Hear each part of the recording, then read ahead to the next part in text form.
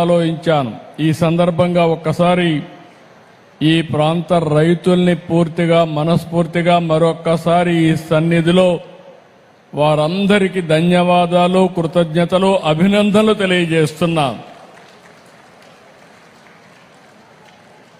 ఎప్పుడైనా ఒక పవిత్రమైన కార్యక్రమాన్ని సంకల్పిస్తే ఆ పవిత్రమైన సంకల్పానికి కూడా ప్రజలు సహకరించాలి.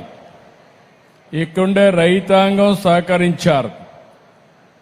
సహకరించి 29,000 మంది రైతులు 33,000 ఎకరాల భూమి స్వచ్ఛందంగా మీరిప్పుడు డబ్బులు లేవు కాబట్టి ఒక కొత్త విధానం ల్యాండ్ పూలింగ్లో మేమిస్తామని చెప్పిన రైతాంగాన్ని మరొక్కసారి అభినందిస్తున్నా, ధన్యవాదాలు తెలియజేస్తున్నా. దానిపైనే ఆ సంకల్పం కూడా మీ అందరిలో వెంకటేశ్వర స్వామి కల్పించాడని నేను మనస్ఫూర్తిగా నమ్ముతున్నాను. 25 ఎకరాల భూమి,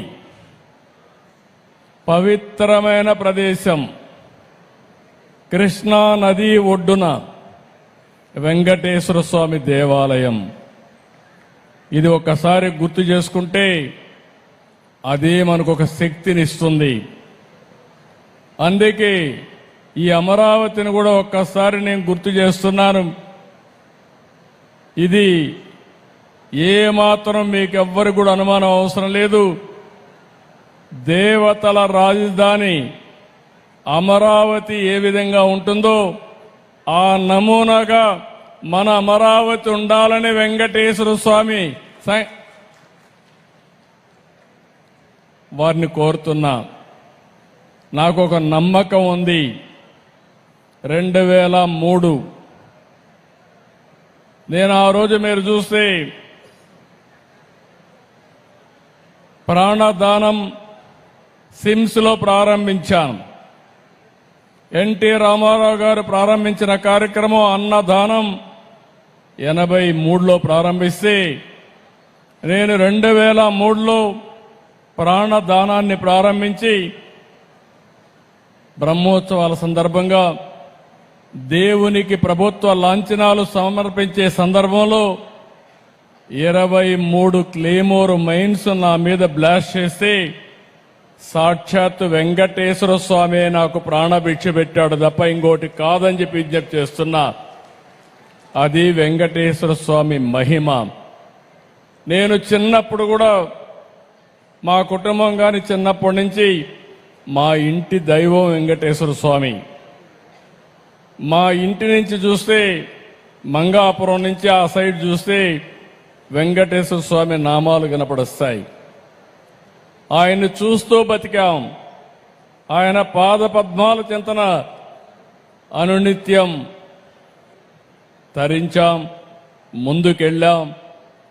అందుకే నేను ఎప్పుడు కూడా వెంకటేశ్వర స్వామికి గాని అప్రతిష్ట పాలొచ్చే ఏ పని చెయ్యను, ఎవరిని చెయ్యనియనని మరొక్కసారి మీ అందరికీ విజ్ఞప్తి చేస్తున్నా.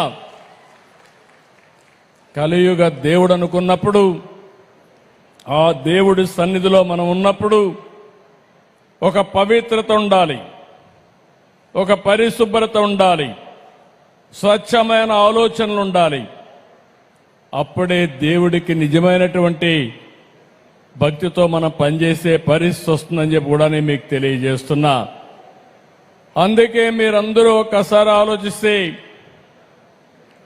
నేను ఎప్పుడు పోయినా వెంకటేశ్వర స్వామి దగ్గరికి పోతే ఎప్పుడు కూడా క్యూలోనే పోతాను. ఇప్పుడు కూడా నేను ముఖ్యమంత్రిగా అక్కడ వెళ్ళను, ఒక భక్తుడిగా వెళతాను, ఒక భక్తి భావంతో వెళతాను. వెళ్ళినప్పుడు అక్కడ సామాన్య భక్తుడిగానే ఉండాలి తప్ప ఒక ముఖ్యమంత్రిగా పెత్తందారిగానో లేకుంటే హోదాతో ఉండడం కరెక్ట్ కాదనేది నా భావన. నేను వెంకటేశ్వర స్వామిని చూశాను. కొంతమంది తప్పులు చేస్తారు. తప్పులు చేస్తే చాలాసార్లు చెప్పేవాళ్ళు, కొంతమంది మనం అనుకుంది వేరే జన్మలో మనల్ని శిక్ష పడుతుంది, మనం నష్టపోతాం అనుకుంటాం కానీ వెంకటేశ్వర స్వామి మాత్రం ఈ జన్మలోనే తప్పు చేసిన వాడికి శిక్ష ఇస్తాడని కూడా మీ అందరికీ విజ్ఞప్తి చేస్తున్నా. ఇది నా అనుభవం. ఇక్కడుండే పాలక మండలి కావచ్చు, ఉద్యోగస్తులు కావచ్చు, పూజారులు కావచ్చు, ఎవరైనా అక్కడికి పోయిన వాళ్ళు కావచ్చు, ఎవరైనా కానీ ఇది నా అనుభవం.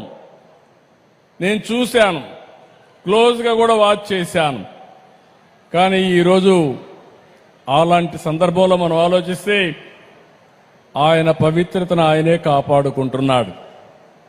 ఈరోజు మీరు ఒక్కసారి ఇక్కడ చూస్తే పోయిన ప్రభుత్వం విధ్వంసం తప్ప ఏమి మంచి చేసిన సందర్భాలు లేవు.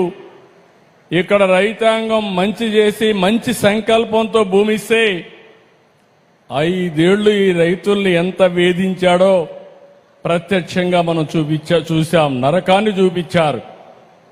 కానీ ఎప్పుడూ దేవుడు ఉంటాడు. మీరు ఆ వెంకటేశ్వర స్వామిని నమ్ముకున్నారు. ఇక్కడి నుంచి ఏదైతే న్యాయస్థానాన్ని నుంచి నేరుగా దేవస్థానానికి యాత్ర కూడా చేసి ఈ రాజధానిని కాపాడుకోవడానికి అనునిత్యం పనిచేసిన ఈ ప్రాంత రైతాంగాన్ని మనస్ఫూర్తిగా అభినందిస్తున్నా, ధన్యవాదాలు తెలియజేస్తున్నా.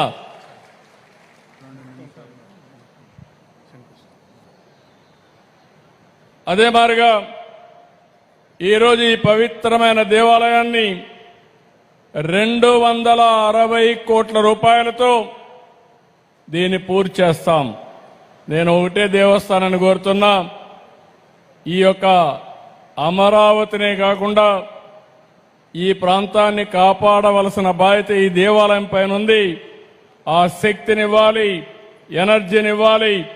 ఆ 260 కోట్ల రూపాయలు ఖర్చు పెట్టి తిరుపతి ఏ విధంగా అయితే ప్రాంగణం ఉంటుందో అదే విధంగా దీన్ని తయారు చేసే బాధ్యత, 2.5 సంవత్సరాల్లో పూర్తి చేసే బాధ్యత టీటీడీ తీసుకోవాల్సిందిగా మరొక్కసారి కోరుతున్నా. ఇంకో పక్కన ఈరోజు నేను ఒకటే ఆలోచించాను. ఎన్టీ రామారావు గారు ప్రారంభించింది అన్నదానం, నేను ప్రారంభించింది ప్రాణదానం, 3వది శ్రీవారి సేవకులు, 4వది దేవాలయాల నిర్మాణం. భక్తులు ముందుకు రావాలి. మీరు ఎంతో ఆస్తులు సంపాదిస్తారు కానీ మీ పిల్లలకిస్తే వాళ్ళు అనుభవిస్తారు, కొంతమంది పోగొట్టుకుంటారు. పవిత్రమైన కార్యక్రమాలు చేస్తే మంచి పని చేశామనే తృప్తి మీకుంటుంది.